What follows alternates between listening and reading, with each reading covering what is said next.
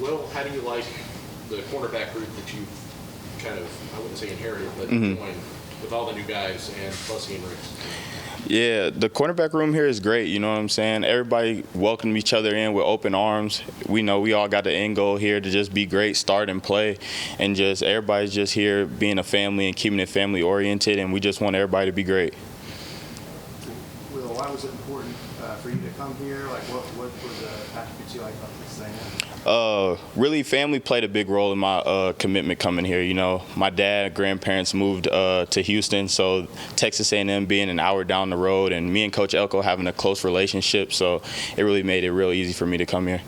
As a DB, you get a look at the guys on the defensive line. What do you think that's going to do for you? It's going to make my job easy. Having Nick Gordon, Shamar Turner, Shamar Stewart, all those guys down there in the front, like, it's going to make my job real easy. Those are great teammates to have, and those guys are going to be real special. They're not being overhyped? No, sir.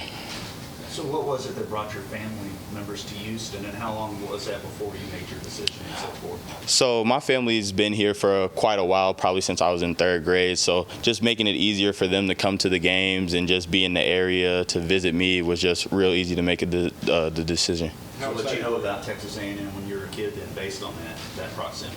I didn't know too much, but like my cornerback coach, JP, you know, he played here, and him being at Kansas, we kind of had a interaction of coming here and everything. So him coming here made me real comfortable with the decision.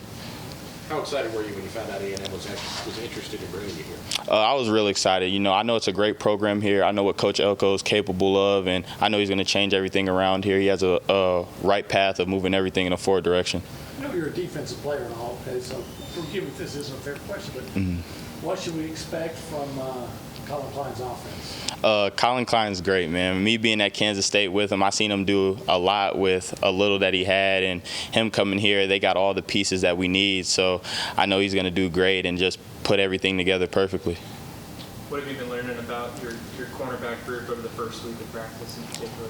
I learned that we real athletic. We got a real athletic group, and we're not going to step back from a challenge, you know what I'm saying? We're all trying to be great and attack everything full head of speed, you know. So I just know we're all going to be real disciplined in that aspect of football. What stands out to you about how Elko kind of runs his program? He cares about the little things. Like, you don't see a lot of coaches really teaching 2-minute, just little play drives and stuff like that throughout practice. And he tells us, like, play at one speed. Like, we'll change up some practice days. We'll have less yards than others, and we just play at one speed every day, and that's fast. At the new school, how long does it take to kind of feel like you got a grasp on this thing and feel like you belong? And did that happen quickly, or did that take time? Yeah, it happened quickly here. It was real easy for me to just come here and feel at home. You know, everybody expected me to play at a certain role here and just be a top guy in the cornerback room. And just me doing that, they just opened me up with open arms and just kind of walked me through day by day. So at home games this fall, how many more family members will be able to attend those games as opposed to when you were at K-State? At K-State, I had, during the home games there, no family members were there. They were only at the Texas games in the area, so really it plays a big role. I can have everybody come down and watch and support.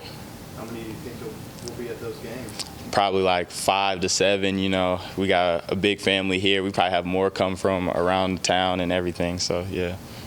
None of the players ultimately voted on Nana to be the 12th man. What was it about him that, from the player's perspective, was that he should be the guy? It's just how he carries himself every day. You know, Nana comes in and works hard, and everybody sees it. Since the weight room out to practices and doing team runs, like, Nana's always a vocal guy. He always wants everybody to be great. He checks up on everybody. And I feel like he really, like, sets that 12th man standard here. Do you expect football to be different playing in the SEC than I feel like you got good football in every conference, but yeah, the SEC, that's probably the closest thing you'll get to the NFL. So I know it's going to be dudes in every team that we play, and we're just going to come out here and attack. So I feel like it's going to be different, but every team has their dudes in every conference. So I feel like I'm going to be ready for it. When you first came here, how much did you talk with Colin Klein about Texas A&M, and just how much did that relationship help you complete the year as well? When I got here, we didn't really talk that much. You know, we bump into each other here and there, but besides that, it wasn't really too much talking between it. I just know, like, when he came here, I had a person on my shoulder that I can lean to and trust in to make a decision to come here, so I really trusted him with that. You mentioned your relationship with Coach Peterson. What kind of coach is he and kind of the work he does with you guys? Oh, he's a great coach, like real hands-on, and like him playing at Texas A&M, he kind of knows the ins and outs and what's to expect in this league. So him being here is just real great, and like I just have like a personal connection with him. Like he knows a lot about my family and what's going on in my life, so I really trust him with all that. Has he brought you some of that Lexington barbecue? No, not yet. Yeah, I need to. I need some. Yeah. What's the competition like with the wide receivers? Mm-hmm. And if they kind of helped you build? Yeah, the competition great. Like guys that stand out to me really just Jade Walker and then Noah. Like he's real. Them two are real great. They stand out much. Like they're big, fast. They can run. Like Noah's really came real far with me. Like since I've been here, like we always go head to head with each other, and like he stands out a lot. He's gonna be great this year. So who started calling you the blanket? So it's really been a long-term name. Like since I was in junior college, that kind of started on that whole journey of the season when we won the national championship. Like I was going like 4 or 5 games without targets. So just being there and just doing what I had to do on the field, like it just kind of just came along. Was it a former teammate or?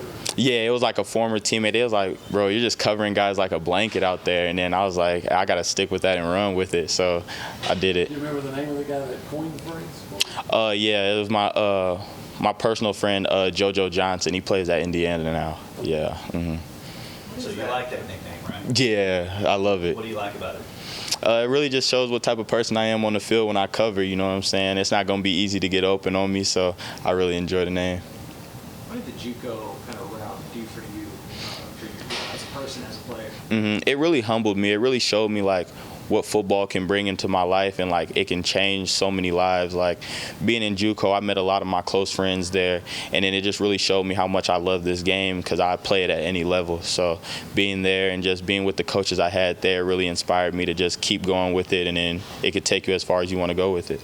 So how are you able to blanket a receiver? What do you do different than the other guys out there? It's tight coverage. It's hard to get open on me. I'm big, long, I can run, you know what I'm saying? So them just getting open, it's gonna be hard. It's gonna be real hard. Anything else for Will? All right, thank you. Yep, thank y'all.